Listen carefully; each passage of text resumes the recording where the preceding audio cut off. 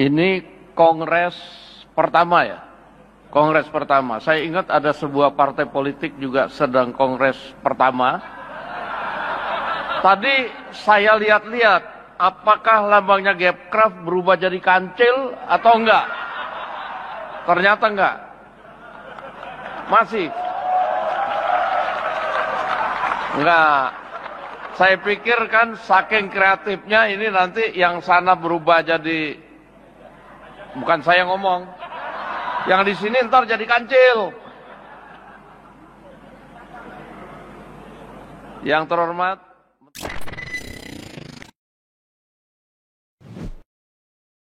analisis politik itu mengarahkan pada satu nama yang barangkali bisa diterima 8 penjuru angin. And then the name is Mr. D, yeah? Not because he has money, yeah, the initial of his name D, but because he is workable, yeah.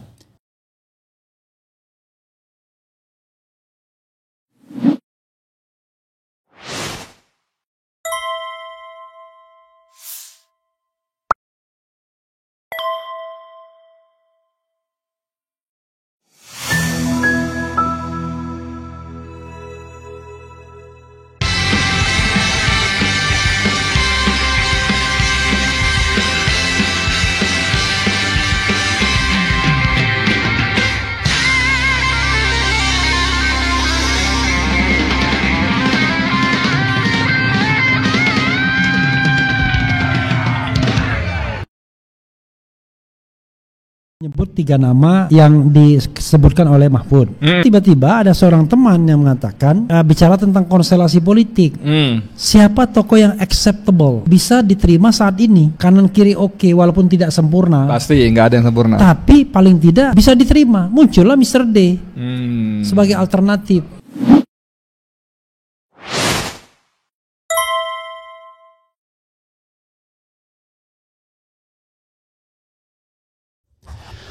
Assalamualaikum warahmatullahi wabarakatuh. Sobat RH sekalian, jumpa lagi kita di channel yang keren ini. Keren cadas. Ya, Sobat RH sekalian, ini ada pendapat yang ngeri-ngeri sedap dari Koni Bakri Rahakundini, sebagaimana dimuat oleh suara.com. Dikatakan begini, dicueki DPR, Koni Bakri sebut nasib pemakzulan Gibran di tangan Dasko .2, harus dia yang tendang. Oke, menarik ya. Ini inline dengan percakapan saya dengan Edi Mulyadi beberapa waktu lalu, dan di situ saya juga mengindikasikan bocoran dari aktivis-aktivis bawah tanah mantan anggota DPR yang konon mengatakan bahwa sepakat tentang pemakzulan Gibran, tetapi belum sepakat siapa penggantinya. Nah, di antara ketidaksepakatan tersebut muncul sosok Mr. D yang dianggap kanan kiri oke, ya.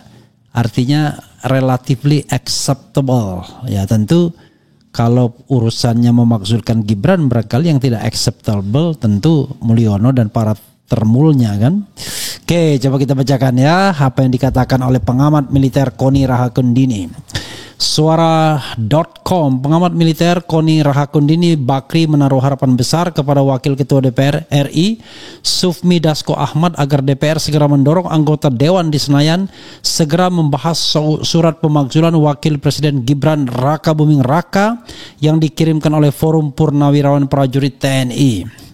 Menurutnya, bola pemakzulan Gibran dapat segera dibahas jika Dasko yang menendangnya. Luar biasa ya.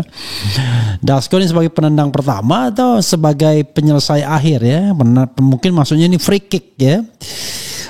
Terhitung sejak dikirimkan para purnawirawan TNI pada pertengahan Juni lalu kepada DPR dan MPR, surat yang berisi tuntutan pemakzulan Gibran tak kunjung dibahas hingga saat ini.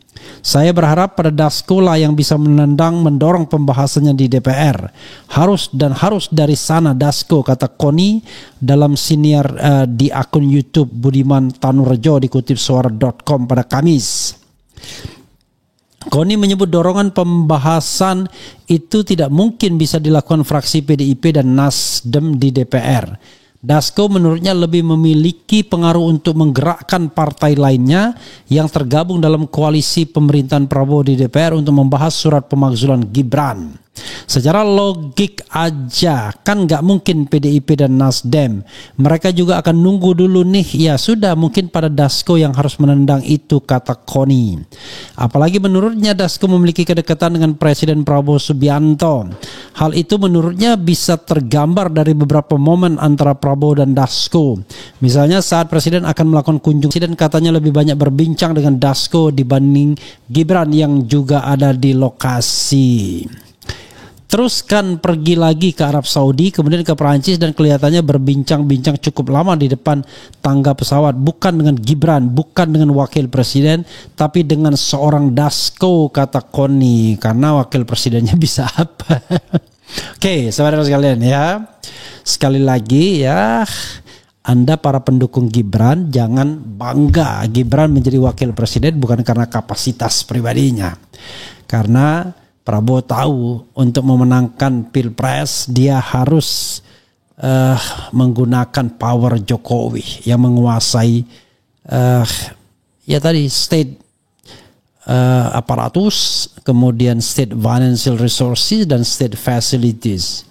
Dan ketika yang ditawarkan adalah Gibran as the candidate of vice president, maka tentu Jokowi sudah tidak bisa berkutik lagi untuk mendukung calon PDIP. Sampai di situ saja, bukan karena Gibran canggih ya, sorry to say buat para termul ini ya, bukan karena Gibran canggih. Gibran jauh dari canggih untuk menjadi pemimpin. Ya, karena memang belum cukup umur, belum cukup pengalaman, belum cukup wise, belum cukup wawasan dan lain sebagainya. Dan bangsa ini terlalu besar untuk seorang nomor 2 yang lagi magang. Enggak lah. Ya, orang yang sudah workable itu, yang memang bisa bekerja itu, ya mau nggak mau kita harus menyebutkan seperti Dasko yang bisa kesana kemari dan lain sebagainya, menyatukan, merekatkan, memisahkan barangkali ya, menendang sana, menendang sini dan lain sebagainya. Yang jelas dia adalah sosok yang workable, yang dipercaya oleh Prabowo Subianto untuk urusan-urusan politik. Untuk urusan bisnis kelihatannya nggak perlu gembar-gembor, karena urusan bisnis ini kan soal bagaimana sumber kenikmatan itu tidak usah digembar-gemborkan. Soal urusan pertahanan keamanan, ya barangkali ada Safri Samsudin orang kepercayaannya juga. Tapi untuk day to day politik, Dasko lah orangnya. Maka jangan heran kemudian pembicaraan bawah tanah, Dasko lah yang melejit untuk menjadi the vice president, replacing Gibran Raka Buming Raka. Instead of 3 names ya kan, nominated, bukan nominated ya. Dan mentions by Mr. Mahfud MD, yaitu Puan Maharani, Ganjar Pranowo, dan Anies Rashid Baswedan. Jadi di dalam politik itu selalu kita bicara bahwa yang namanya orang yang bisa menduduki jabatan tertentu seringkali bukanlah orang yang terbaik, tapi orang yang workable barangkali. Workable belum tentu terbaik. Misalnya kalau kita bicara tentang ideologi anti korupsinya, belum tentu ya, paling baik. Tetapi adapun dia workable, justru makin lincah, makin becek, makin licin ya. Maka disitulah orang-orang tertentu bisa memainkan peranan yang signifikan. Jadi saudara sekalian, ini analisis politik ya, bukan kehendak hati nurani. Analisis politik itu mengarahkan pada satu nama yang barangkali bisa diterima 8 penjuru angin. And then the name is Mr. D. Yeah? Not because he has money, yeah, the initial of his name D, but because he is workable, yeah. Delivered, maybe, ya. Jadi saudara sekalian, itu yang dikatakan Koni Bakri ya. Jadi bergantung Dasko yang mau menendang bola pertama akan apa tidak. Kalau dia free kick, bukan free kick apa ya? First kick ya. Kok lupa saya kalau pertama kali permainan bola itu ya free kick juga ya gitu. Jadi kalau free kick kan tendangan bebas ya kan. Oke. Jadi ketika pertandingan dimulai ya orang gak ada yang berani ambil bola. Nah yang harus tiup peluit pertama, nendang pertama adalah Dasko Sufmi Ahmad. Ini kata Koni Bakri ya. Menarik tentunya sobat era sekalian. Ya Dasko menjadi sosok yang luar biasa seperti yang dikatakan Syahganda Nenggolan kan.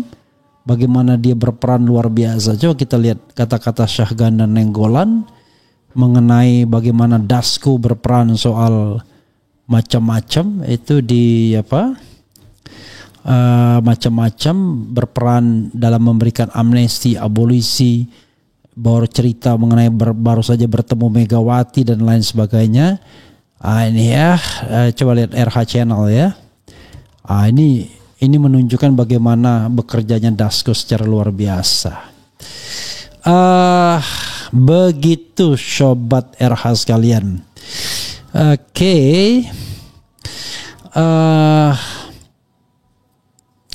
Coba kita lihat lagi ya bagaimana kemudian komentar sobat era sekalian terkait dengan Mr. D ini ya, Mr. Donna, Mr. Dasko. Oke, coba kita lihat ya. Assalamualaikum Kaltim hadir ya. Hidup Rismond dan Roy Tiva, alhamdulillah. Sehat terus Bang RH, salam akal sehat dari Afrika Utara, North Africa. Mantap Bung Refli Harun, tanpa rem, gas, sangat mendukung. Segera dilaksanakan Rismond, Roy dan Tiva yang paling top Mark Kotob di interview. Kapan maksulkannya? Tendang aja, lebih cepat, lebih bagus. Wapres dimaksulkan, tidak bermutu. Blora hadir. Gas pual, lanjutkan berita keren cadas nih. Don Dasko gak berani sama Mulyono, takut dihilangkan, makanya sampai sekarang gak diumumkan pemakzulan itu. Pak Refli, apa tanggapan Anda soal Fitra Luda cuih pada ilmu filsafat?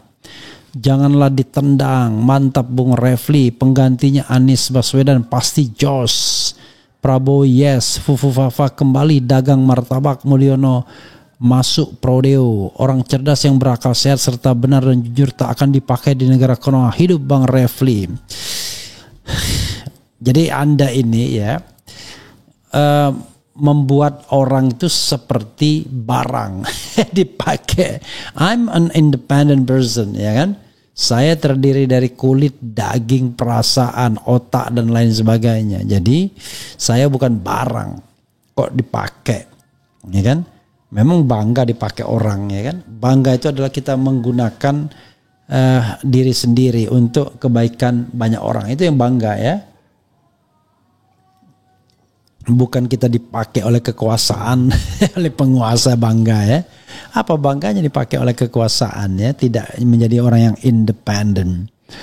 Oh tapi berguna bagi masyarakat, siapa bilang ya kan? Tidak setiap orang yang punya jabatan itu berguna. Kalau dia korup gimana? Malah dia menyengsarakan masyarakat, tidak berguna sama sekali. Begitu sobat RH sekalian ya. Saya tidak mau membuat polling ya, apakah Anda setuju Dasko menggantikan Gibran dan lain sebagainya. Nanti dipikir saya tim sukses Dasko pula, tetapi saya hanya menyampaikan sebuah fenomena ya. Kalau Gibran mau dimaksulkan sekarang, siapa sesungguhnya yang acceptable untuk dipilih? Kadang-kadang bukan yang terbaik, tapi yang bisa diterima kanan kiri oke. Tapi ke depan kita berharap governance berpilpres dan berpemilu itu jauh lebih baik, sehingga kita akan mendapatkan a fair competition. Ya, tetapi kalau Prabowo tidak mau a fair competition, ya sudahlah ya. Dia aja yang jadi presiden terus menerus ya. Karena lama-lama kita melihat Prabowo ini sama dengan Jokowi, sen kanan belok kiri. Jadi apa yang dikatakannya itu harus diterjemahkan berbeda. Ya. Memberantas korupsi artinya bernegosiasi dengan koruptor, kan begitu. Mengejar koruptor sampai Antartika artinya harus diterjemahkan sebagai bernegosiasi dengan koruptor di antara kita, kan begitu. Apalagi apa ya, the dream team, Zakon kabinet ya. Jangan diterjemahkan sebagai Zakon kabinet, tapi a second kabinet ya, kabinet bekas dan lain sebagainya. Jadi saudara sekalian, saya tidak tahu ya apakah ke depan kita akan mendapatkan sebuah perubahan yang signifikan, fundamental atau tidak. Yang jelas untuk Prabowo Subianto, ya saya hormat pada dua hal: abolisi terhadap Tom Lembong dan penghapusan Tandim. Itu dua program yang saya langsung apresiasi, bukan karena itulah yang terbaik, tapi itulah yang saya pahami sebagai yang baik. Saya belum melihat misalnya MBG sesuatu yang baik, karena banyak sekali kebocoran-kebocoran yang saya dengar. Tapi kan kita tidak bisa, belum lagi kalau kemudian mafia baru muncul, kekuatan baru muncul yang mengcapture bisnis-bisnis ya, atau uang-uang yang digelontorkan negara. Siapa lagi kalau bukan, ya Anda bisa pikirkan lah ya. Jadi kalau barangkali kemarin yang berkuasa para termul, para relawan, nah sekarang yang berkuasa relawan juga, tetapi yang berasal dari entitas yang sama dengan Prabowo Subianto. Nah itu yang lebih bahaya, lebih gawat, lebih berbahaya kalau seandainya tidak di stop dengan prinsip negara yang good governance, clean government. Sekali lagi, negara yang good governance dan clean government. Kalau enggak, wah, habis kita ya semuanya sebagai sebuah negara. Kita tidak lagi menjadi sebuah negara yang akan memakmurkan rakyatnya, tetapi negara yang menjadi perebutan, ladang perebutan para elit dan para oligarki. Berbeda orangnya, tapi fenomenanya sama. Rebutan juga sumber-sumber daya alam, sumber-sumber ekonomi dan lain sebagainya. Aktornya bisa berganti, tetapi kelakuannya sama. Nah itu yang kita tidak inginkan, saudara sekalian. Itu saja. Sekali lagi kita lihat ke depan, apakah Mr. D terus akan menyeruak dan kemudian akhirnya betul-betul menggantikan Gibran Rakabuming Raka sebagai the vice president. Apakah Gibran bisa melaju sampai 2029? Saya meragukannya. Tetapi kita lihatlah ya. Karena politik itu adalah the art of possibilities. Tidak ada yang tidak mungkin dalam politik. Menjatuhkan Gibran karena impeachment itu bukan sesuatu yang luar biasa. Biasa saja. Ya, bergantung Mr. Dasko apakah mau menjadi penendang bola pertama atau tidak.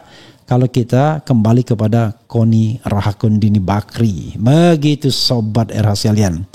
Wassalamualaikum warahmatullahi wabarakatuh. Keren, cerdas, ciao.